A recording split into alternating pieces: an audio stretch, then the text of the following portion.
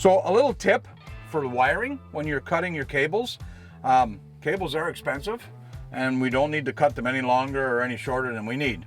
What I do, because a lot of times it's tight spot, you're turning and you're twisting, what I do is I carry a little piece of wire with me and I take the wire and I know I gotta go from the fuse to the motor controller. So I insert it in the fuse, bring it over to the motor controller, pinch it, mark it, and measure it. Now I know how long a cable I need from the fuse to the motor controller.